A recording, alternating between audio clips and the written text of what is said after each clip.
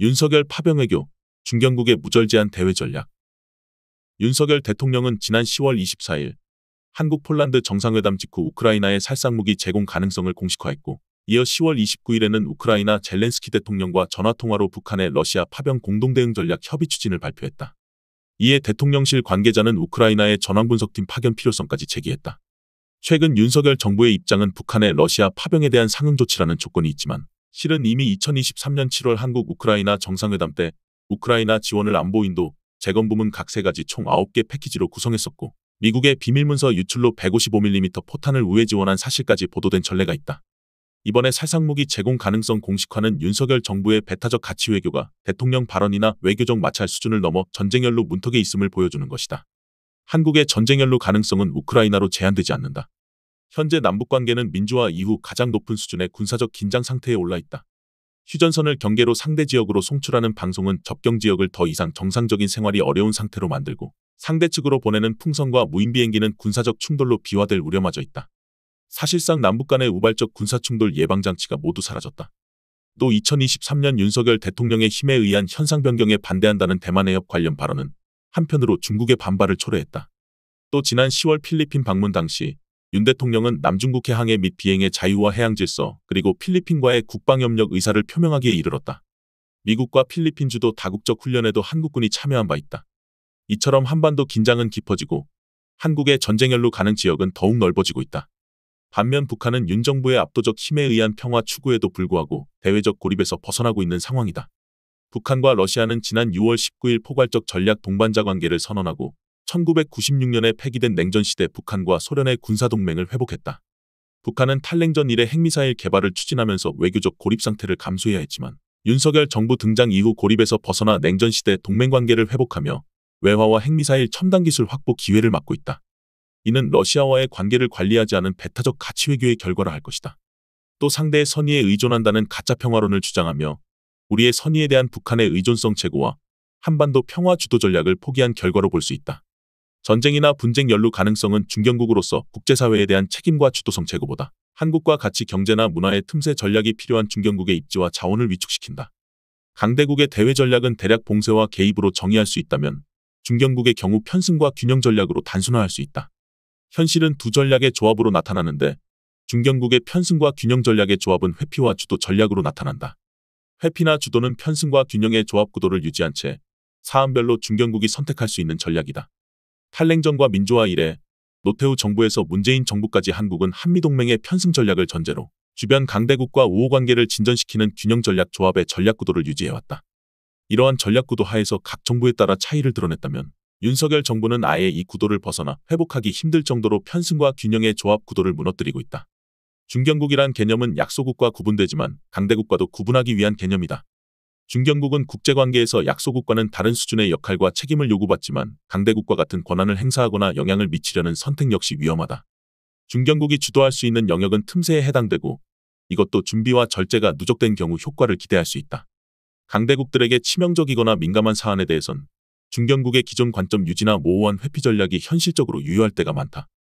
연루가 불가피하다면 최악의 상황에 대비할 수 있는 준비와 능력 제고, 치명적 위험 요인으로부터 거리 유지, 관련국들과 대응 공조 및 입장 공유를 위한 복합적이고 중층적 협조관계 구축 및 강화가 필요하다. 이런 면에서 가치 외교를 천명한 윤석열 정부의 발언이나 조치들은 신중하고 절제된 중견국의 행태라기보다 상황주도 능력과 네트워크를 갖추고 있는 강대국의 태도에 가깝다고 할 것이다. 노무현 정부 당시의 이라크 파병 사례를 보자. 지난 2003년에 결정되고 2004년 파병이 이뤄졌다. 당시 정부와 시민사회는 치열한 논쟁과 2차례 현지답사, 그리고 주변국 정상의 자문 등을 거쳐 평화와 재건 목적으로 이라크 파병이 결정되었다. 후세인 정부가 대량 살상 무기를 보유하지 않았다는 것이 사후에 밝혀졌지만 9.11 테러 직후 미국 부시 정부의 파병 요청을 한국 정부가 거부하기는 힘든 상황이었다. 노무현 정부는 파병 지역과 규모, 성격 등에 대한 치열한 논쟁과 검토를 통해 결정했고, 그 결과 파병 부대의 안전과 주둔 지역의 치안 유지 업무에 성공적인 성과를 냈다. 이로 인해 노 전 대통령은 국내에서 정치적 지지 기반을 상실했지만, 정부는 부시 정부로부터 북핵 문제의 평화적 접근 방식에 대한 동의를 이끌어냈다. 결정적 차이는 파병부대 자이툰의 상대가 이라크 저항 세력이었다면, 우크라이나 살상무기 지원 및 요원 파견 상대는 북한군이 포함되어 있는 러시아 군과 정부라는 점이다. 한편 미중 갈등으로 대표되는 신냉전은 윤석열 정부의 대외 전략을 정당화하는 개념이다. 그러나 과거 냉전체제가 양분화된 체제 대립이라고 한다면 현재의 미중관계나 국제관계는 매우 복잡한 양상을 띠고 있다.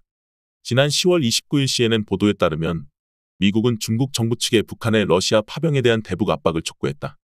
이는 첨단 핵심 기술 보호를 제외하고 디커플링이 아니라 디리스킹으로 미중관계의 관리를 원하는 미국의 입장과 연결된다. 러시아 우크라이나 전쟁과 이스라엘의 가자지구와 레바논 공격, 이란과 군사적 공방은 미국이 중국 압박에 집중할 수 없게 만드는 요인이기도 하다.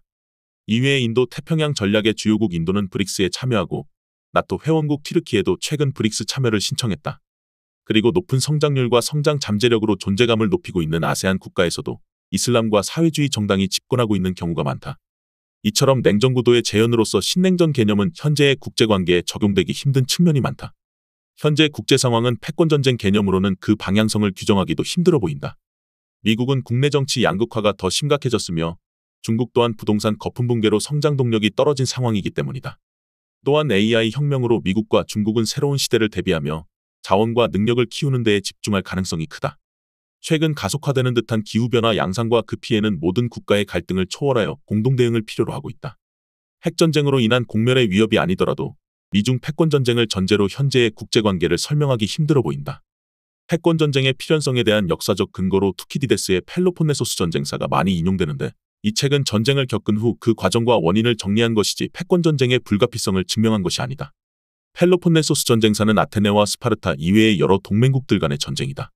반면 20세기의 제2차 세계대전은 패권국과 도전국의 전쟁이 아닌 히틀러와 독일 민족주의 그리고 배경으로서 대공황과 제1차 세계대전 전후처리 방식에 따른 갈등이 배경이 됐다. 제1차 세계대전 또한 영국과 독일의 패권전쟁이기보다 이들 동맹국 간의 민족주의 대립과 충돌, 단기에 끝날이라는 낙관적 예측에 기반한 것이었다. 결국 세계 패권은 영국에서 미국으로 전쟁 없이 이전되었다. 이어서 냉전은 소련체제의 자체 붕괴로 전쟁 없이 탈냉전 시대로 전환되었다. 러시아의 우크라이나 공격 책임은 분명하지만 그 배경에 나토의 동진이 자리 잡고 있다는 점도 부인하기 힘들다.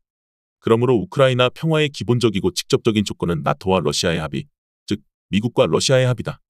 전선이 교착되고 우크라이나뿐 아니라 러시아의 피해도 크며 미국과 유럽의 우크라이나 지원 피로도 누적된 상황에서 종전 또는 휴전 협상이 불가피해 보인다. 이러한 상황에서 북한과 남한이 순서대로 전쟁에 개입하기 시작했거나 하려는 것은 올바른 외교안보적 선택이 아니다. 남한과 북한은 우크라이나의 전쟁 피해와 부담을 한반도로 이전시키기 위한 사전 작업을 하려는 것인가? 그것은 전쟁 부담과 피해를 경감하는 것이 아니라 전쟁을 확산시키는 것이다. 경제적으로 약소국에 해당되는 북한은 생존을 위한 선택이라면 윤석열 정부의 선택은 중견국으로서 입지와 자원을 고갈시키며 북한과 같은 수준의 약소국이 되기 위한 조치로 밖에는 보이지 않는다. 범해서는 안 될 외교적 실수를 막아야 한다. 더 칼럼니스트